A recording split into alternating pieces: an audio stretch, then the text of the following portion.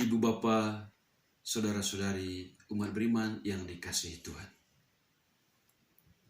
Pada hari ini saya mengajak kita semua untuk sama-sama merenungkan teks kitab suci yang diambil dari Injil Lukas bab 8 ayat 19 sampai 21. Mari kita awali permenungan ini dengan tanda kemenangan Kristus.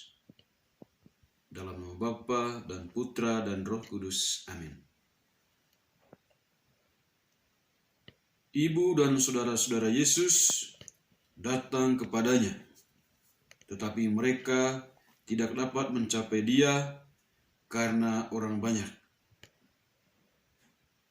Orang memberitahukan kepadanya, "Ibumu dan saudara-saudaramu ada di luar dan ingin bertemu dengan engkau."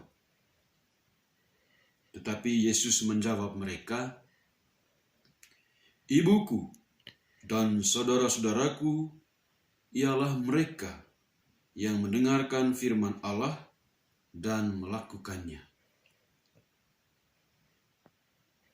Saudara-saudari umat beriman yang dikasihi Tuhan.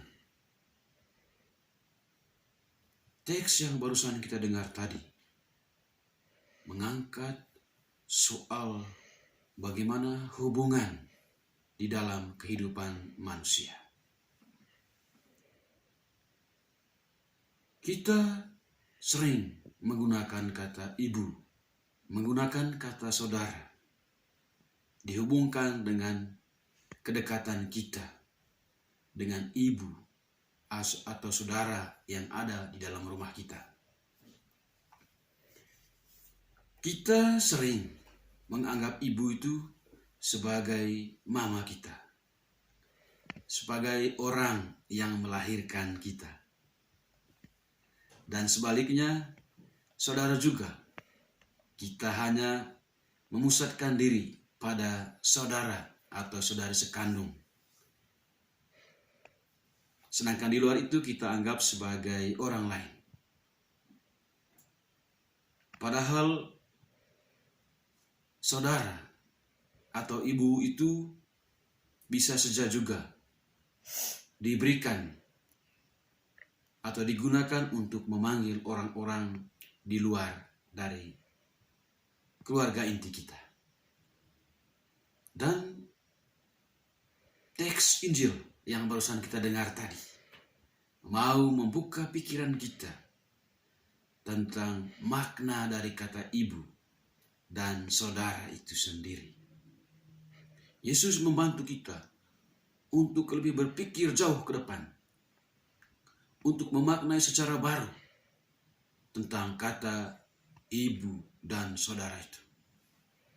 Menurut Yesus, ibu tidak hanya terpaku pada ibu kandung, tetapi ibu juga bisa digunakan untuk orang-orang yang sering kita jumpai, yang kita pandang sebagai ibu.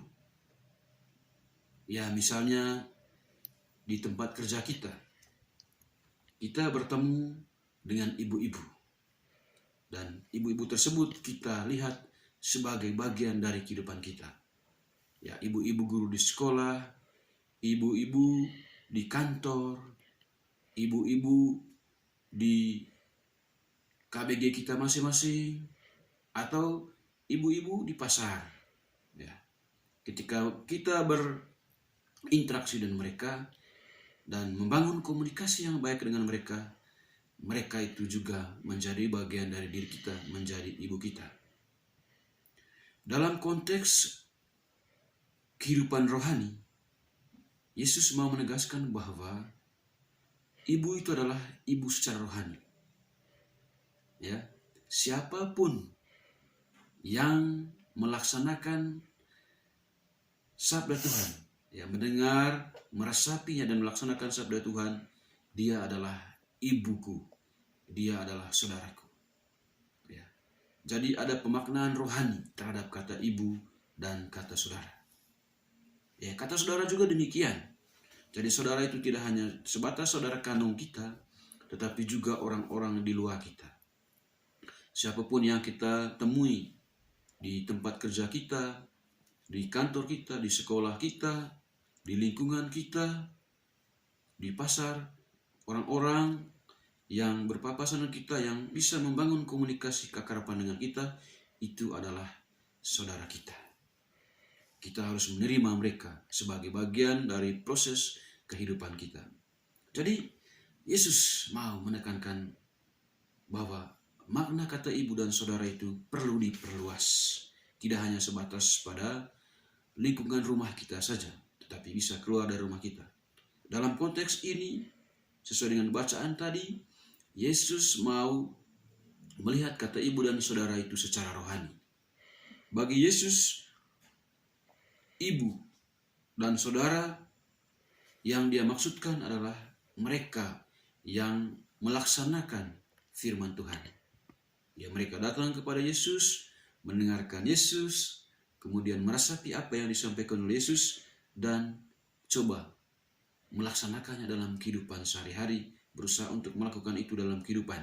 Itulah saudara, itulah ibu yang dimaksudkan oleh Yesus. Jadi sebagai orang beriman, ya, dalam perjumpaan ketika kita berdoa bersama-sama, entah di kelompok kita masing-masing, atau mungkin juga di gereja, mereka yang berdoa bersama dengan kita, yang beribadah bersama dengan kita, mereka itu adalah ibu dan saudara-saudara kita. Ya, jadi tidak sebatas pada konteks keluarga kita saja. Ya, jadi Yesus mengajak kita yang pertama supaya memaknai secara baru kata ibu dan saudara ini. Ya, ibu dan saudara yang dimaksudkan oleh Yesus adalah ibu dan saudara secara rohani. Ya, orang-orang yang mendengar, menghayati dan melaksanakan firman Tuhan adalah ibu dan saudara-saudaranya. Yang kedua, kita perlu membangun persahabatan yang baik dengan setiap orang dan menjadikan orang-orang yang kita jumpai, yang kita temui, dan membangun interaksi yang baik dan kita jadikanlah mereka itu sebagai saudara-saudara kita. Ya, mereka semua adalah saudara kita. Jadikan mereka sebagai bagian dari kehidupan kita yang memperkaya perjalanan kehidupan kita. Yang ketiga, Yesus adalah saudara kita. Yesus adalah Tuhan kita ketika kita sungguh-sungguh mengimaninya. Ketika kita sungguh-sungguh menjalankan apa yang dikehendaki oleh Yesus. Dalam konteks ini, kita harus menjadikan kitab suci sebagai rujukan dasar dalam menjalani kehidupan kita. Ya, kalau kita mengabaikan firman, ya kita bukan saudara Yesus lagi, bukan keluarga Yesus lagi. Ya, sehingga kalau kita menjadi keluarga Yesus, maka selain kita berdoa, menyampaikan apa yang menjadi keluhan kita kepada Yesus, apa yang menjadi kebutuhan kita kepada Yesus, tapi kita juga perlu mendengarkan Yesus. Ya, dan sabda Yesus semuanya sudah dalam kitab suci.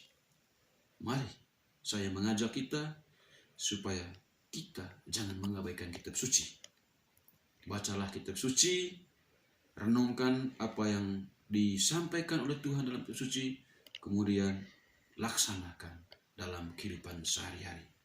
Semoga dengan doa Bunda Maria kita bisa menjadi saudara Yesus, menjadi saudara sesama, sehingga kita bisa menikmati kebahagiaan, menikmati sukacita dalam kasih Tuhan. Semoga